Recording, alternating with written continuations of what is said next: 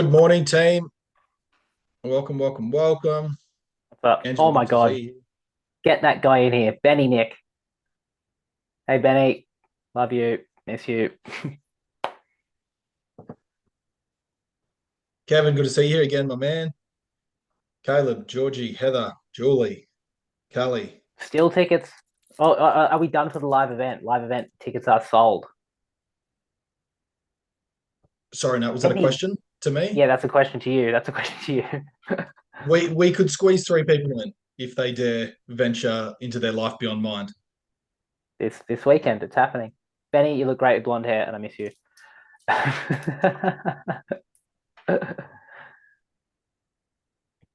Good That team morning. Brady and Jake. Team Brady and Jake. What's up? Oh, Can't see Jake. everyone. Make everyone feel shame and just remind us all. I'll speak on behalf of Jake. Jake's just flown all the way over from Canada for the one-day Goy Life Beyond Mind event on Saturday. The real OG. That's how you do it, team. That's how you do it. I said that right after Angela commented through. I'm up early for you, boys. Yeah, That's yeah. great. Oh, that's cool. Still got a couple of people jumping in, so just grab your tea, coffee, water, whatever it is that you'd like before we get Just started. Might just hang out for another 60 seconds if that's okay. If you do have access to the chat panel, please jump into the chat panel now.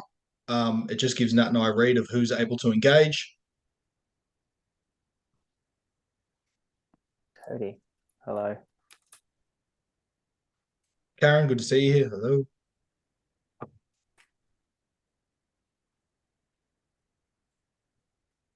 Cody, great to have you here.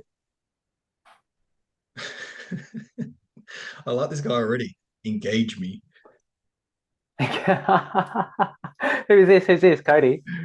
This is your mate, Ben. Oh, Benny boy. Julie, great to see you here. Welcome. All right, team, we will get started. I'll keep letting some people in. I do know some people are going to be jumping in, but to do justice to all of those of you on time, welcome to this fortnightly episode of the Open Teaching Group. G to get into today, undoing attachments and remaining in love, talking all things subtle dynamics and nuances of relationships, specifically regarding attachments and love. Quick question for you all to start the call. Who's on here because they saw the word relationship and was like, I really want to learn a bit more about relationships? Who's on here and loves learning about attachment? And who's on here and just loves learning about love? When I was writing out the title and that was putting the topic together, I was like, these are Yeah. three powerhouse subtopics Yeah, within it's gonna be this fun. attachment, love, relationships. So drop a couple of comments in, Yeah. give us a read. Caleb's saying yes to attachment. Karen's here for it all.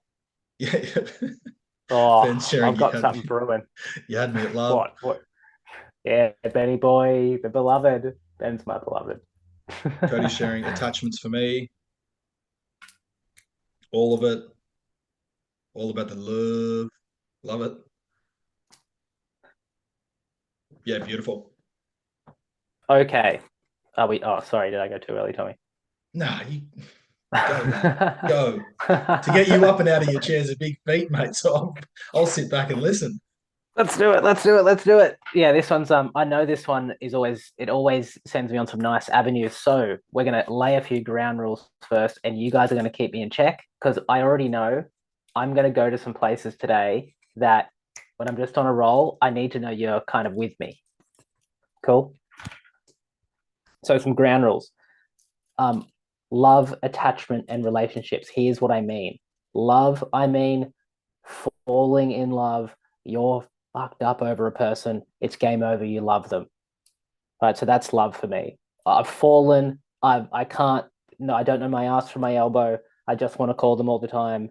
That. Okay. So that's love. That's what we're talking about there. Attachment.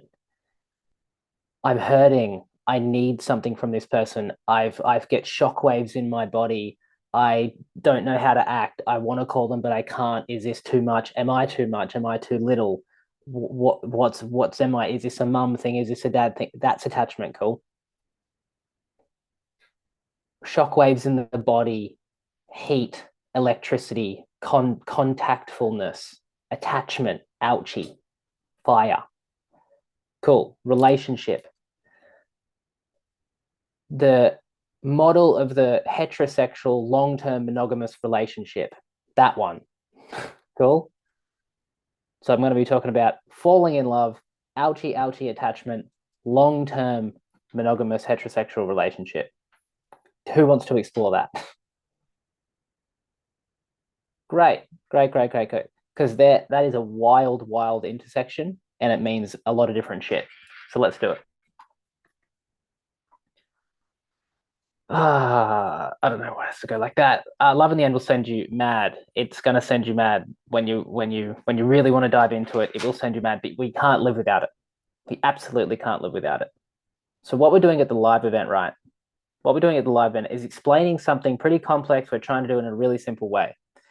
When you live a life from here, from your head, which is goals, planning, thinking, da da da da da. I've got to be a good person, blah blah blah, whatever, whatever. When you live from there, let me just start like this. When you live from that place, the tiniest minuscule drop of love, you will change your whole life for. So when you live from that place, I got to be the best person. I got to do the best job. I got to set my goals. I've got to be this type of person. I got to be this image. When you're living from up here, rehearsing your life, planning your life, thinking about your life, thinking about you all the time, a speckle of love you will go mad for. So that's just to set the frame here of when I'm talking about love and relationships. You're going to see an intersection today where ego and love and relationship just do this. That's what it does. This is why we all suck at relationships, by the way. I'm going to go through why we really, really suck at relationships. The Western mind's greatest misunderstanding is the process and action of love. Biggest out of all, everything I've been a psychopath, ADD obsessed on.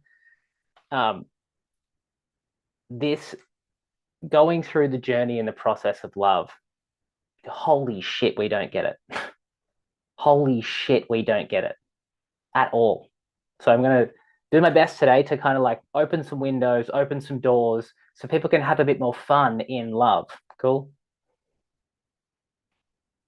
Because love fucks people up so bad. Let's start here. The heart-mind conflict, the love and attachment conflict. This is a huge conflict in the psyche, all right? Huge conflict in the psyche. And because of the Western mind, the way we're set up really separately, if anyone's been hanging out, understanding my cultural kind of stuff, you'll understand that what we believe ourselves to be is this mentalized image. And that is so devoid of love. It is barren. It's dead soil. A mentalized life of self-images that I've got to be this person. I've got to be a really good mum. Or I've got to be a really good business owner. That you can do that, but it's so devoid of love because love, what love does to those images, cooks them alive. So you can be the biggest, baddest business guy in the world, but if genuine love comes along, the first thing love's going to do is going to eat at that self-image. That's the first thing that happens. Or the self-image goes, no, I don't do feelings. Squash, I don't do feelings. I'm this big bad business guy, I don't do feelings. So there's a genuine love killer action going on. People that do spend a lot of time in their mind will develop something called a love killer, which is when genuine love comes along, they're so masterful at getting away from it. So that's how deep this conflict goes. The heart-mind conflict is a monstrosity to deal with. Love in its essence. So let's talk about the difference here. Love in its essence is that upwelling, oh my God, what's happening? Why am I going a bit crazy? Why do I want to talk to that person all the time? Am I okay? Am I attached? Am I losing my mind?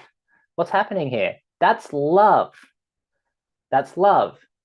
And love starts as a drop, and it can explode when you understand that feeling and presence, what that feeling and presence wants to do is abandon closure. That feeling doesn't want to be closed down. It wants to keep going. It wants to make you more crazy. That's the process of love and opening the heart sends you crazy because it's an essence, it's a meta chemistry. And when that hits your mental models of security, personhood, time, life, this is who I am, this is what I stand for, blah, blah, blah, blah. When the essence hits that, it's just going to cook it and put it in a washing machine because that's what love does.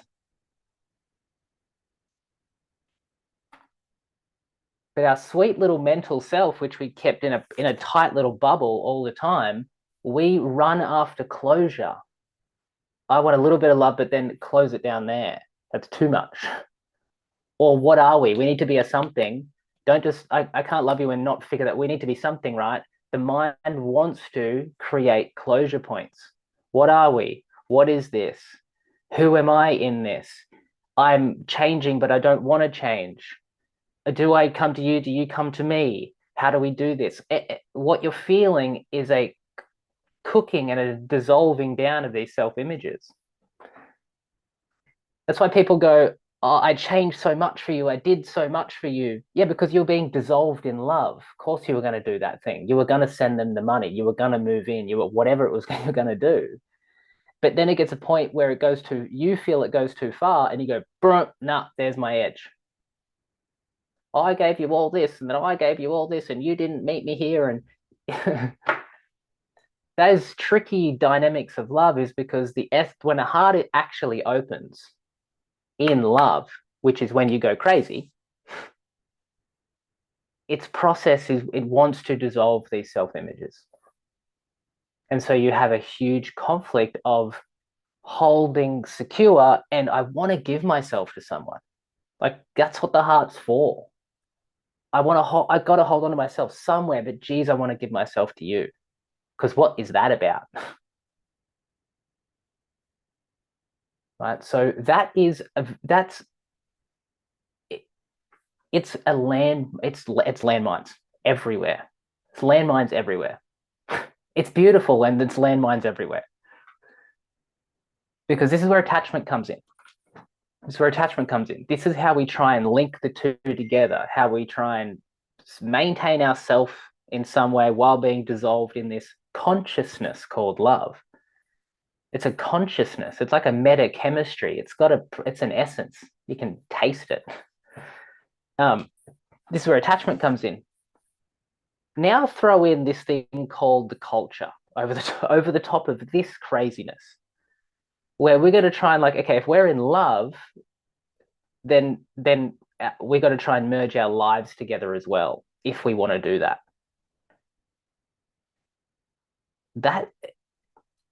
So this person's opened your heart. You know you love them because love is like an orgasm. You know if you've had one or you haven't. When you're in love, you know if you've been a crazy person or you haven't. And so what happens is it's so much aliveness. This is where the trick is. This is where the whole different understanding can come in. Love is an essence of aliveness. Boom, you come alive.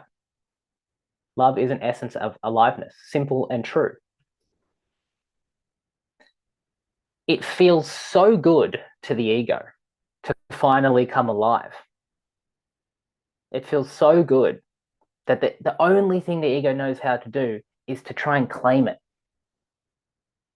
But yeah, this is great, but how do I claim that or you? Well, how do I, but you're an individual, but I want to claim you. What happens now? You're my little love tap, which feels incredible to my ego, but you seem to turn it on. So how do I keep you in my pocket all the time with a straw? But that is where attachment forms. It's when the mind wants to own something that it inherently cannot. I want to own you in some way, attach to you in some way, link arms with you some way, do life with you some way, because if we're closer, then my love tap stays on. That's not true. That's where attachment forms. That isn't true, by the way. If you meet someone and the love tap turns on, getting them closer to you or merging lives is not the equation to keep love tap on. That's the equation to find someone compatible to do life with, because life's pretty fucking hard and you need someone there, and it's good to have someone, especially if you can cuddle them with fun times, like well, that's cool. But love tap on craziness and let's do life together compatibility don't vibe very well together. They can if you're a master, but a lot, but it's hard. So where those two don't go very well is you get attachment. Where did the love go? Right? That thing, where did the love go? We were once so in love. That's when attachment has taken over. That's the exact words of attachment. Where did it all go? Well, you attached to each other, so it left. That's how it goes.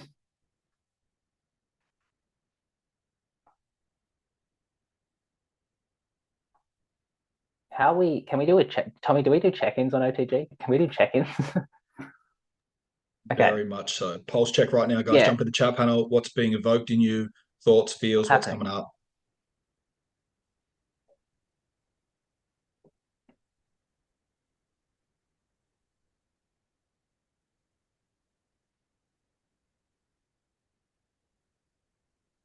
Two big pieces you can try and hold together. Too much, or are we okay? Essence hits our mentality, changes it.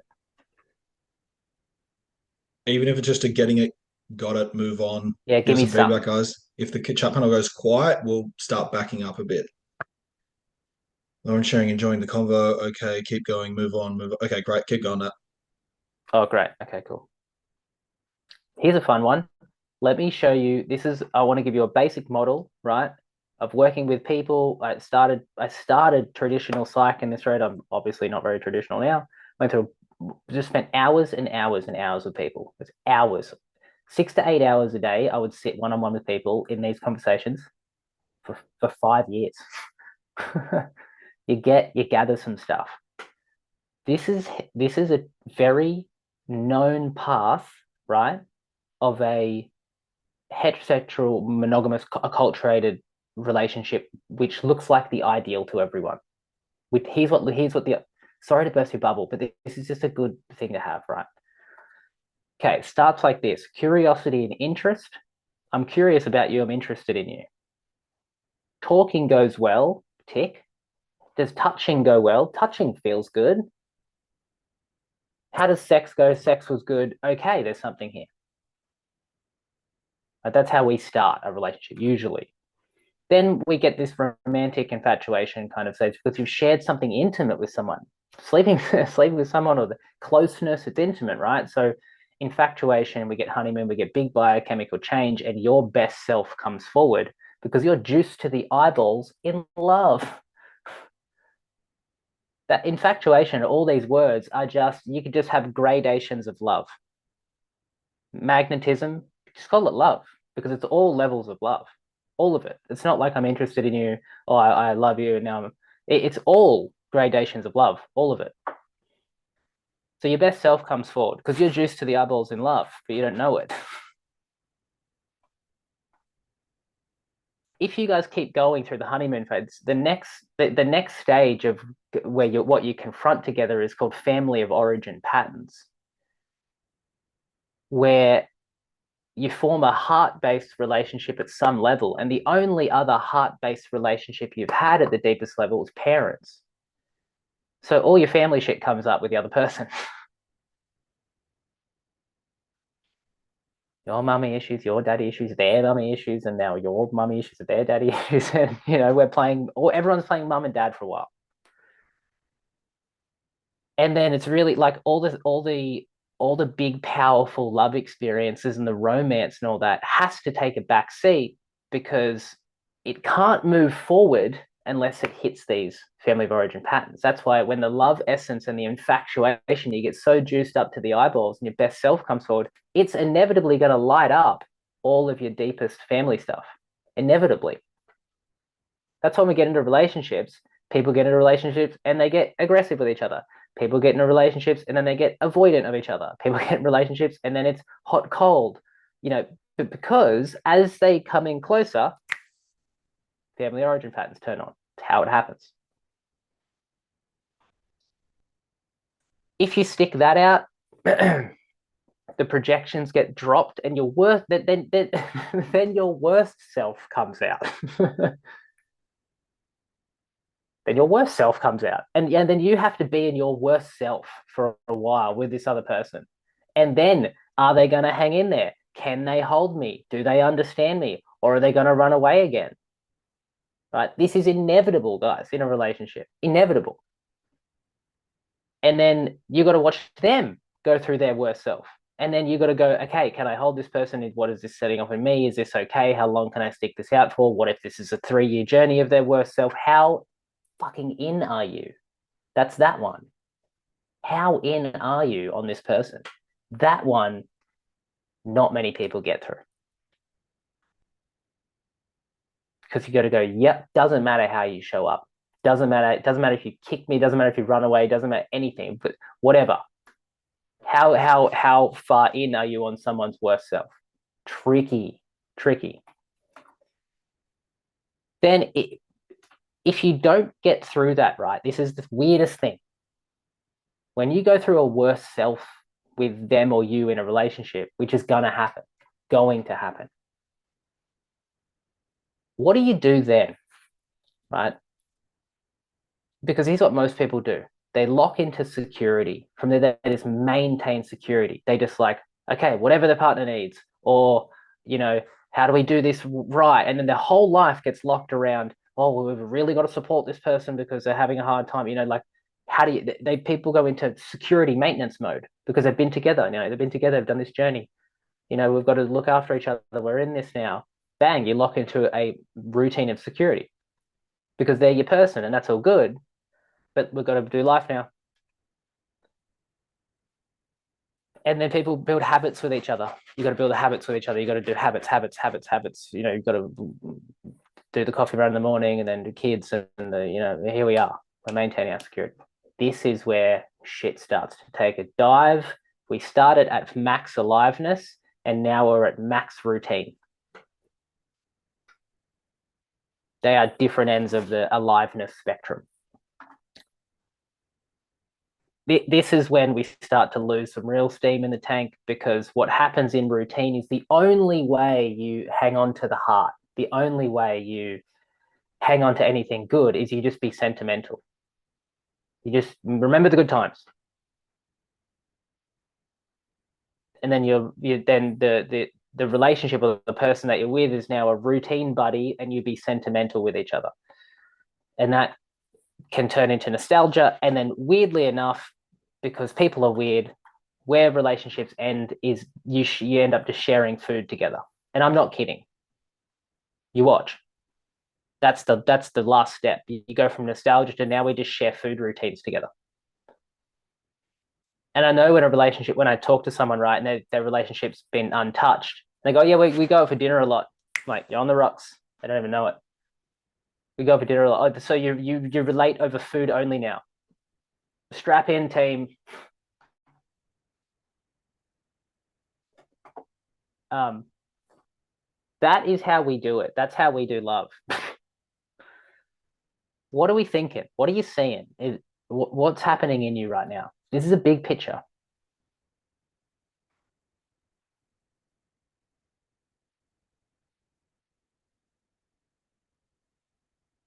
Give me something.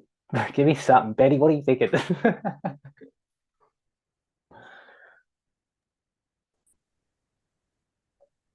I was so excited to begin with, and now I don't know if I ever want to do this love thing.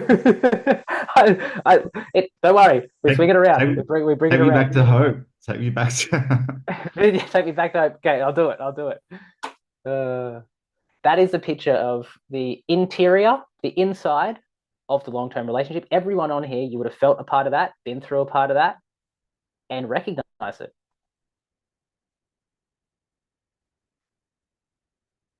It's what happens when egos get locked into security, guys. This is how egos come together, not how hearts come together. This is just how the two egos have to figure it out. But the way to get hearts to come together, that's helmets on, right? Helmets on, shut up and listen. That's that one. So let's do that one. The other way. The heart opens to love for a process, not to claim a person. Right? The heart opens to love for a process, not to claim a person. If you want to do something really cool and interesting with your life, if you have love or magnetic or intimate feelings for someone, don't put it in a relationship and see what happens.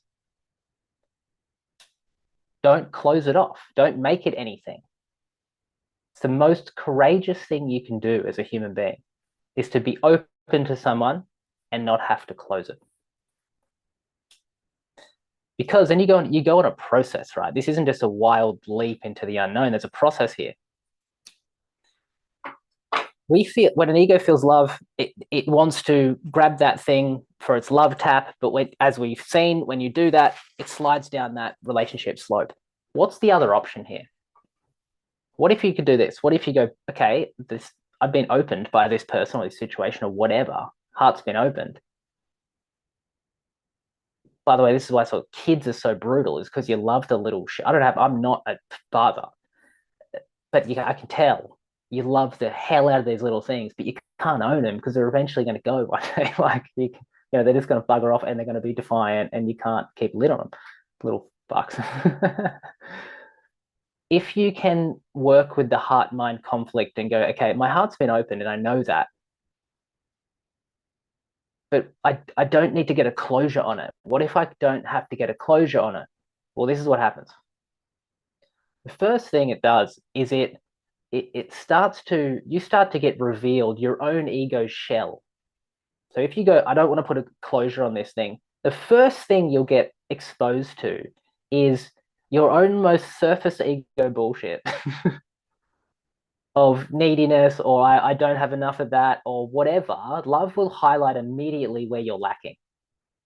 And it's the most surface shell-like part. Little selfish, little shit bits about yourself, little fucking bits of laziness. Like, whatever it is, your most surface personality, you'll start to feel wobble a little bit. Right? Your most surface personality, you'll start to get the wobbles there in the ego shell. And then love takes care of that. It takes care of it. That's what it's there to do. You go down a little deeper, and then being in this heart space without trying to close it off, you then get exposed to your images and your projections, wanting to try and manipulate that person. How fun's that one? Oh, I'll just send this text to get their attention. I won't text them. I won't text them because that'll get them over the line. I won't text them, but won't, but DM them in an hour on Instagram. That you lose your mind. Right? That shit is when love is touching your self-images and you want to try and secure it all. What are you next Thursday? Well, why can't you come back? Well, can we do Saturday? Like, this, all of that craziness is you're trying to attach. I'm trying to attach. If you're saying something or doing something to get that person's attention or get them in your life, that is the building blocks of attachment. If we don't attach and be in love, in the fiery, burny, crazy thing of love, it will also pull down your mental self-images, and all that shit will go. You don't do therapy, you don't do any of that shit. They'll all go. It'll suck and hurt, but they'll go. It keeps going deeper. Then I'm going to go a little bit faster now, but this drills into some really deep stuff that at this level of the ego structure, because this little thing here is an ego structure, at the level of self-contempt, you can't get to that level, self-contempt. Everyone's got self-contempt, by the way. Everyone's got self-hatred, self-disgust, self-contempt, self-contamination somewhere. Psychology can't get to that. Even plant medicine sometimes get to that, doesn't really do a great job of it. But an open heart will get there like that. So this process I'm talking about here is the actual understanding of our inner journey, the actual understanding of our real self can only be through the heart. Can only be through the heart. Go back a few slides. What does the Western mind do? Feel an upwelling of love and want to claim. We go down a different journey. If we can feel a bit of love and back off, there is a different thing waiting. Cool. It gets even further. You start to feel self-deficiency. You start to feel you start to actually feel how much of your life you've been lacking this, where you start to have real realizations of, oh my God, why didn't I get this from this person? Oh my God, why wasn't it there in my life? Holy shit, that person was telling me it was this and it actually wasn't. Like, you get an understanding of intimacy and relationship when you go so deep in. You're like, I am so deficient of this. It's actually crazy. How am I still alive? Oh, I'm so deficient in this. No wonder my life has been really fucking hard at times, and why I felt alone forever. Things like that. That you start to get a true insight into the fact that your life is so impoverished of actual love that you go, oh, okay, understood. It's this huge Jenga block that goes bing. And for the real brave ones, if you keep going, there is a true point of emptiness where you have to contend with parts of you that have never seen the light of day. Never seen the light of day. It's just too you'll never get in there, but still in there. There is an interior process of the heart that you can go through and work with, which is really fucking profound. But not common to our mind or culture or understanding. Not common. And challenge a lot of things. Changes someone fundamentally, because it's the heart, guys. Like, we go love, oh yeah, that's people relating. Love is a fucking mystery, okay? It is the mystery. It's the weird thing. It's the red herring. It all makes sense, except that love thing over there. That really cooks people. Like, that really takes everyone for a ride. What is that? That is a Leviathan that everyone just goes, oh yeah, yeah. No. It's a beast. It's the beast. Cool. I think that's it. I think, yeah. So that's how it works itself down in a different way, and you go on a bit of a different journey. And that this also doesn't mean they can't be done together, or it doesn't mean that they can't be done in different ways where you're in a relationship and you know that it's all going pretty well, but I've got some attachment stuff. I'd love to go work on that with this model instead of going to, like, here's another thing I've noticed with relationships is because we have been, guys, Nathaniel's getting passionate, because we have been told over and over and over, and this is not like a conspiracy thing, this is kind of how it's all played out. We have an ideal in our mind, and the ideal is that I have to be my best self, and I have to hold that image inside and go and create that, which is a really noble, hard thing to do, right? It's a really noble, hard thing to go to see your best self and go for it. There is a real problem with that ideal when you grab a relationship, two people, and then you say this, we've got to be our best together. Okay, you can't do that one. You can only do the first one. That's a truth. The person can work into their best self. The individual can do that and intuit that and go into their heart and be really wholesome people. But as soon as you place that model or ideal over a relationship, then when people get in relationships, they try to do a relationship. Well, we got to do this relationship thing now, and then all your relational expectations start on how the relationship should look, and that is where it just goes haywire. Like, a relationship shouldn't look like anything. And true relationships don't resemble anything of a model. So when people get in a relationship and then both of their expectations start of like, we have to make this relationship look and feel a certain way, love tap turns off, intimacy turns off, the thing goes into shutdown. Because the truth of it is there's no such thing called relationship. It's just two people hanging out a lot. That's a better truth to work with. And when you can do that, two people hanging out a lot, the love tap doesn't turn off. Holy shit, you got a journey, okay? Everything in Goy is just choice. There's nothing wrong with the long-term relationship model. Really works for some people. Very secure, very stable life. Really, really works. Really works. Good for making heaps of money too. Right? You can do really well in that model because it's very secure, very stable. You can save a lot of pennies, and people love that.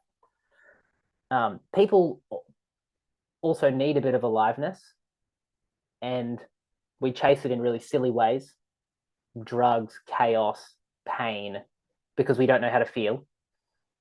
There is this other option here, which is a really intense feeling journey that does a lot of good stuff and will make you feel incredibly alive. And you can do it at the same time. What's the reason for me sharing this? Well, I just think this knowledge is going to be useful in many ways in people's lives now and sooner rather than later. Because people are going to figure this out. People are going to go, I want to maintain my complete individuality because I actually love who I am. And I don't want to merge my life with you because I love my life. So we can hang out a lot and you do your individual life and I'll do my individual life, but I can't do the mergy thing anymore. That people's psychology is going to get there. They're going to get to the place where they go, I can't do the bunker in, let's merge everything. No, I like hanging out with you. You're great, but I love what I'm doing. That's a reality that's happening now, which means likely going to be more of it. Because we're here truly. The relationship stuff's amazing, but geez, guys, what you're truly after, that seeker in you, the thing seeking, looking, wanting, feeling something's missing, that is radically more fulfilled with your own individuality than in relationship. And it's so radically more fulfilled that you go, oh, my relationships are for the bigger individuality. Oh, not into a fusion and a security, but into a bigger self-expression of journey, of togetherness, of holy shit, I'm not fusing into you. You're not pulling into me, but we want to hang out. The heart opens. Right. What are we thinking? Where are we at? Too much, too far, too not enough? Jump into the chat panel, guys. This? Resonating something you've kind of wanted to hear for ages, but not known how to say it, resisting it, against it. What's going on for you? Yeah, and that quick question. Yeah. And then I've got a couple of questions in the chat panel, guys. This is the time. This is the time. Nat just went straight to the point today. We've covered. I'm looking at the five. Five areas we're going to cover. We've covered them all. I'll read them out, and then you'll know. Oh shit, we actually just did that so deeply and quickly. But Nat, quick question. How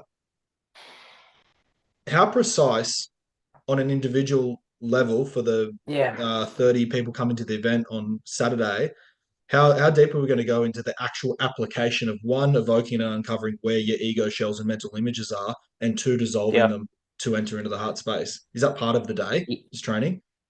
Well, that's I would say that's the core of the whole day. So yeah, it's got to Okay. be in there. Okay. Epic. Epic. Yeah, Anyone yeah. in? This is the center. This is the center of Goy. This little thing here. Yeah. We've got a question coming through. Yeah. Caleb sharing. Might add a little bit of this, mate. If I'm grasping and clinging onto love externally, is it ultimately because I Yeah. haven't tapped into my heart and the love within me? I'd say the opposite. I'd say the heart's open, the juice is flowing, but you're taking the feeling and projecting it like it's something out there. When in the actual feeling essence of whatever you're grasping for, like what are you grasping for? In the grasp, there'll be the actual essence in the feeling space. But we put our attention and our bias on, well, the external things got to line up, otherwise it's not there. It's like, we're a lot more interesting than that. We're just more interesting than that. So, guys, Caleb's comment just spoke to point 3 we're going to look after today, which is clear, simply says understanding why attachment is necessary for love to unfold. Caleb's question and that's answer was diving into that. Does that make sense, team? There's the necessity in the attachment Necessity. to highlight love is unfolding. Love is However, unfolding. Nat shared, we don't have to act on that and make it something and create closure and build another mental image of how the relationship it's should even be. it's even more sort of gangster, right? To be because attachment and love is so beyond, you can't control it, right? To go, oh, my heart, I'm in love and I'm so attached to this person, don't I have a fun little place here? Like, guys, I spent 2 years in a very, very interesting place, all right? And courage and the heart go hand in hand, and it's crazy. The attachments that you build automatically, right? Like what our culture does is it creates attachment and addiction. That's what our culture does, because we're so devoid of anything good that when something truly good comes, all we do is attach. It's all we do. And so the next person will play whatever you attach to. Go, finally, I've got my ground again. My loves, I've attached to something. Now I've got to sit with that and actually work through it. Attachment is how it goes. Attachment and love are the same thing. The same thing. You got to understand the process is that love essence has opened, touched my mental models, enriched my mental models, enriched my heart and life. Cling. I got no way I'm letting go of this. What a fool.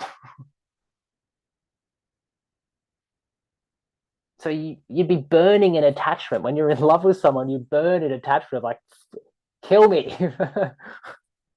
That's the point.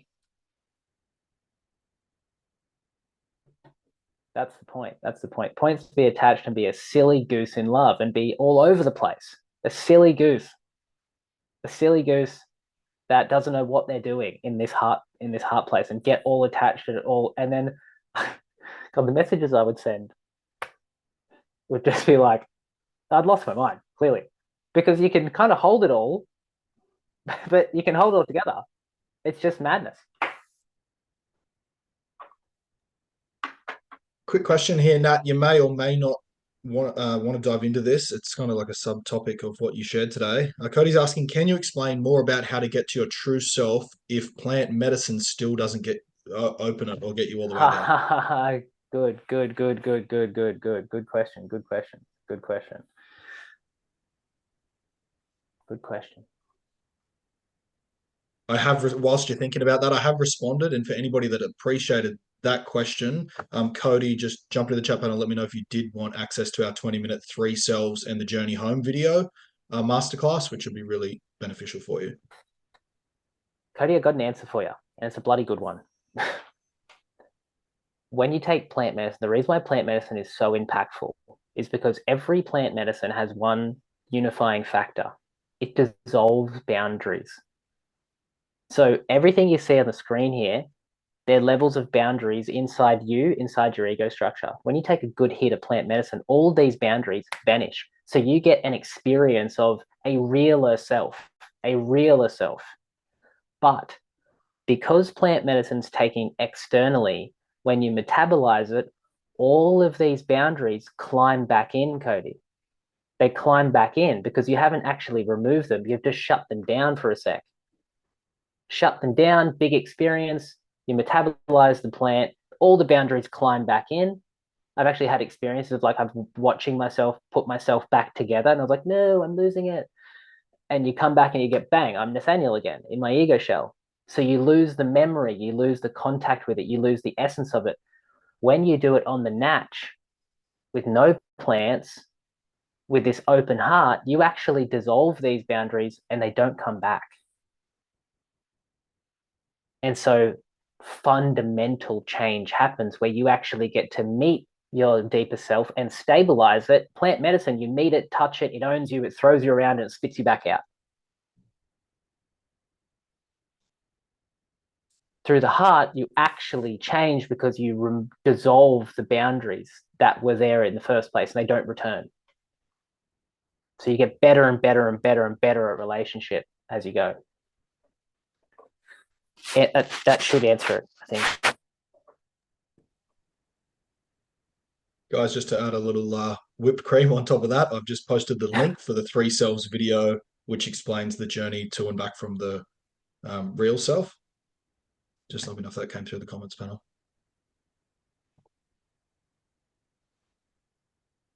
So yeah, and also for people who haven't like been quote unquote successful in the cultural long-term relationship, it doesn't fucking matter.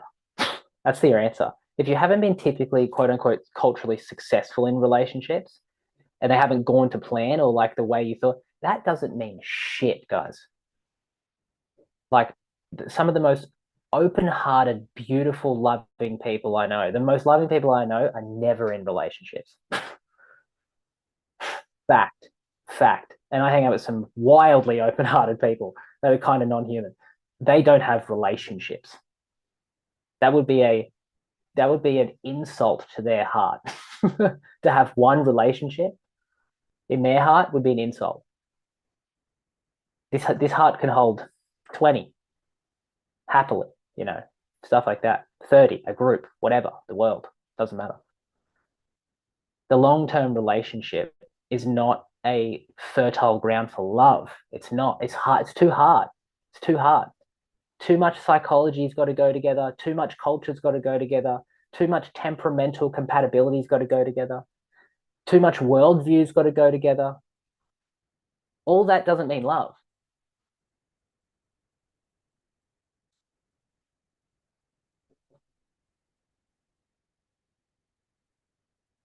You'll go through life and you'll get stuck with people. You'll get stuck with them, stuck in love. And you'll know it's real because it hurts a lot. And you hardly get any of the shit right together. Doesn't mean you're not wildly in love. The ones that really leave a mark on the heart are the ones where you go, that was so much aliveness, but none of it clicked.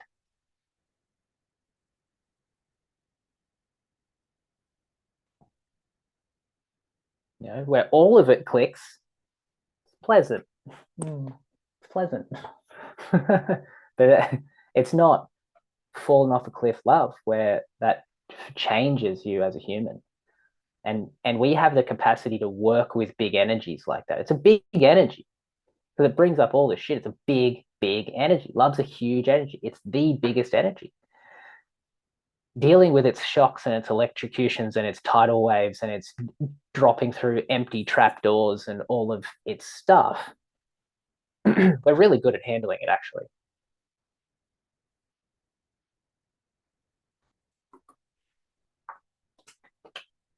When we cling, it's when we think we know we should know how it looks. It's when we cling where we shut it all down and we don't get its full potential. That idea that we hold, that ideal of there's that one person where we get to have the perfect life together, we love each other all the time, we hang out a lot, and that's how it goes. That's a huge limitation. That's a huge limitation on your own heart's capacity. I would say open the windows. And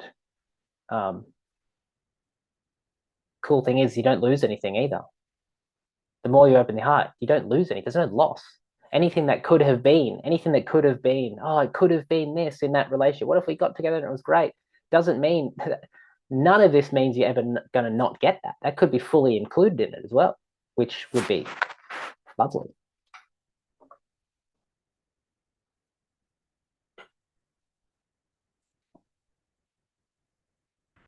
Yeah, my wife and I do a great job of that. We there's hatred, love for each other. Like, we'll just sit there. I'll just like sit around, look at her. I can't hold it together. I just cry. I'm like, fuck you. It just comes out of me.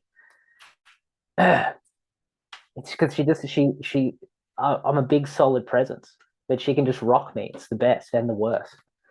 Just driving like,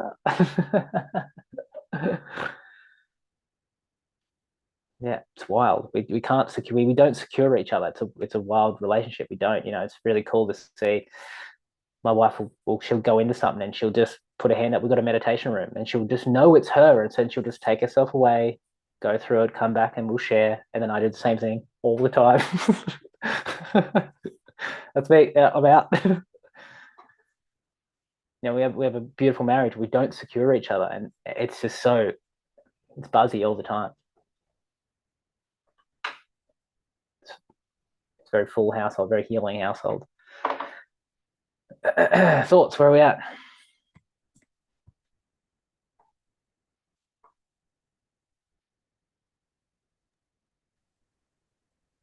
A couple of people saying thanks for the share, Nat. Yeah, no worries. No worries. And if this class is speaking to you guys, three spots Saturday. Oh yeah, come along. Come along. If you're prepared for 9 hours into the application of this. Jules. Tell me that's Jules.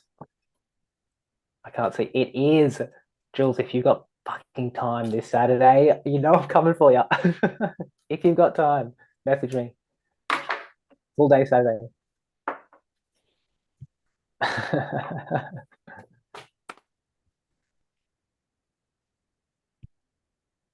Big conversation, nice share. So glad I got on today's open teaching group. Was amazing. Right. You're welcome. Somebody sharing, wish it was closer.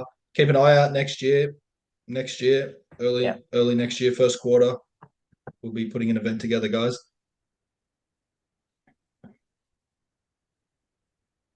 Sweet. Free yourself in love a bit. It's way more fun. It doesn't have to be such a gnarly inner journey. It can be very light, very beautiful, very very self-driven in a way. It sucks. You just yeah.